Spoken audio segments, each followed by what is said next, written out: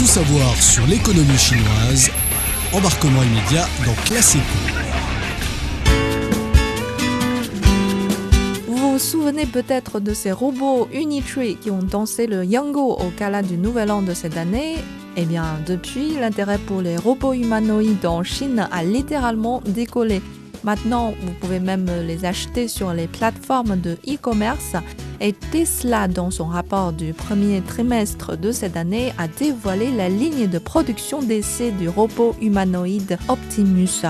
On dirait que les robots sont en train de se développer à une vitesse folle. Alors quand est-ce qu'ils vont entrer dans notre vie quotidienne? On en parle aujourd'hui et je suis toujours avec Rocco. Salut Chan. Pour commencer, parlons d'un événement spectaculaire qui a eu lieu récemment à Pékin, un semi-marathon de robots humanoïdes. 20 équipes de robots humanoïdes ont couru ensemble avec des amateurs de course à pied pour un parcours d'environ 20 km. La scène a été impressionnante, mais il y a un petit hic. Le robot humanoïde de Unitree, qui avait suscité de grandes attentes, est tombé pendant la course.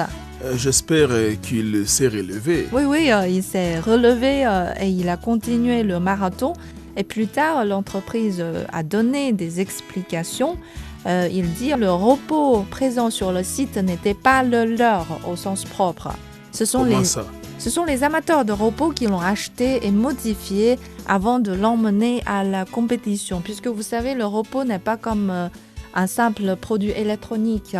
Le robot qu'on peut acheter maintenant en ligne ne peut que faire des tâches simples comme danser ou bien agiter la main ou bien bavarder un peu avec les gens. Mais si vous voulez qu'il fasse quelque chose de plus compliqué comme de courir 20 km, là, il faut que vous ajustez son système. Et la performance du robot dépend beaucoup de cet ajustement effectué par les utilisateurs. Ah, ok, donc l'entreprise aurait dû participer à un autre marathon pour se prouver à soi-même. Oui, pour prouver que le robot est capable. On attend beaucoup de Unitree.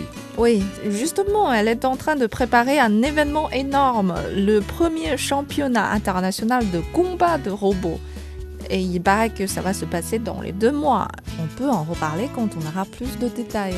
Et donc, d'après ce que j'ai vu pendant le petit marathon, Chan, je peux dire que les robots humanoïdes ne sont pas encore prêts pour le grand public.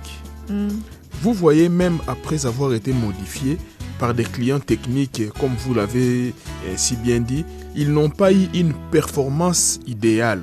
Ils ont parfois couru dans la mauvaise direction, même avec une carte embarquée. Et puis, il y a eu ce problème d'autonomie. Après des kilomètres, il fallait les recharger. Les mouvements des bras étaient clairs.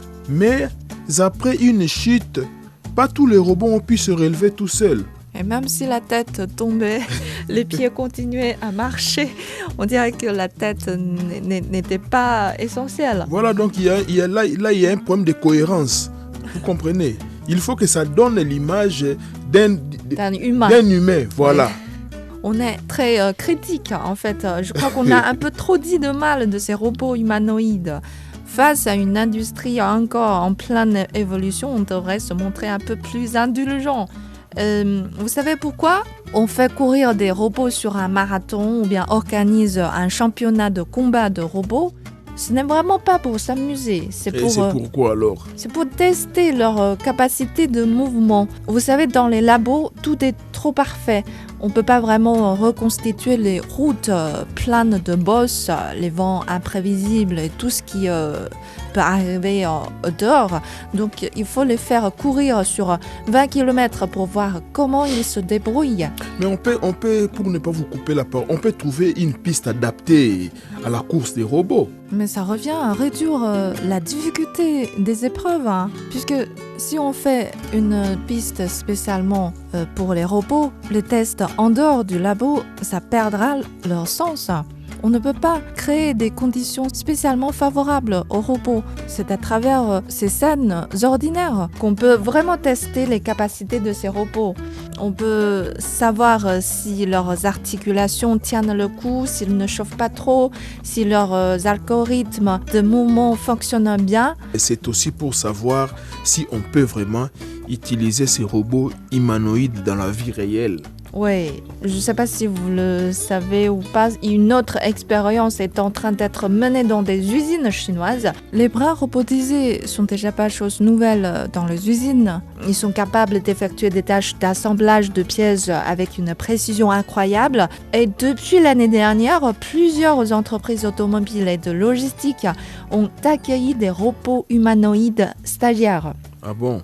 Des dizaines de robots déployés dans des scénarios variés pour faire des tâches collaboratives. Tout d'abord, ils se divisent des tâches via un super cerveau dans le cloud et ensuite, chacun fait son job.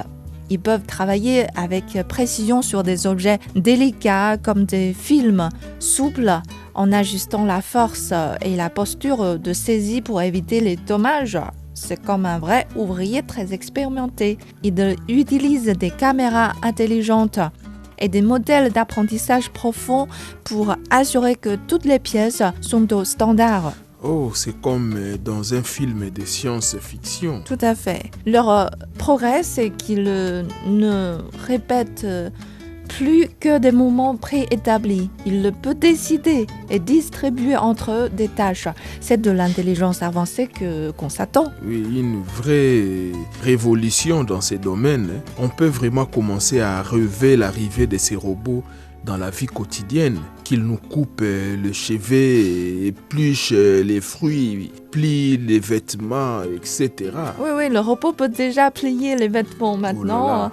Mais il faut d'abord sortir un coin du vêtement du panier puisque le robot, lui, ne peut pas fouiller dedans et il faut lui préparer une table bien propre. Sinon, les objets sur la table pourraient le gêner.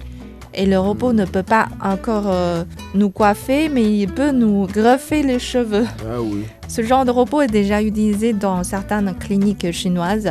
Les greffes capillaires sont fatigantes pour les médecins. Ils doivent opérer manuellement pendant des heures, rester concentrés à fond.